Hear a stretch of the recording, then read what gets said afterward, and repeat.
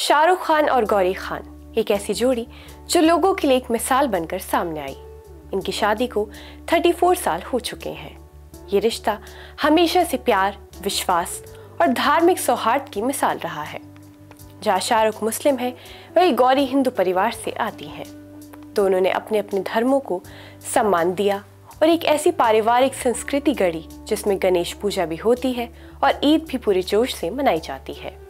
यहाँ तक कि क्रिसमस भी परिवार में धूमधाम से मनाया जाता है। लेकिन हाल ही में आर्यन खान ने अपने धर्म को लेकर एक बात कही है। क्या है वो बात, आइए आपको बताते हैं। आदाब, मैं हूँ आपके साथ अमीना माजिद और आप देख रहे हैं आवाज़ द वॉइस। आर्यन खान को लेकर फैंस की दिलचस्पी हमेशा बनी रही है। वो और स्टार किड्स की तरह लाइमलाइट में रहना पसंद नहीं करते और सार्वजनिक कार्यक्रमों में भी वो कैमरे से बचते हुए दिखते हैं। एक्टिंग के बजाय उन्होंने निर्देशन को अपना करियर चुना है और पर्दे के पीछे काम करना उन्हें ज़्यादा पसंद है।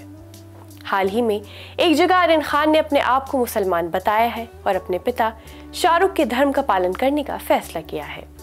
एक इंटरव्यू में जब गौरी खान से उनके बेटे के धर्म के बारे में पूछा गया तो उन्होंने साफ शब्दों में कहा, आर्यन ने शुरू से ही कहा है कि वो मुसलमान है, वो अपने पिता के धर्म का पालन करता है।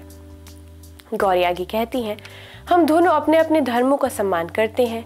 मैंने कभी अपना धर्म नहीं बदला और शाहरुख ने भी कभी ऐसे करने को नहीं कहा। हम अपने बच्चों को दोनों धर्मों की जानकारी देते हैं। गौरी ने भी बताया कि जब उनके बेटे आर्यन ने पहली बार कहा कि मैं मुसलमान हूँ तो गौरी की माँ थोड़ी चौंक गई, लेकिन फिर उन्होंने सहजता से इस बात को स्वीकार कर लिया। गौरी खान का ये बयान दर्शाता है कि उनका परिवार धार्मिक विविधता के बावजूद एकजुटता और सम्मान की मिसाल है।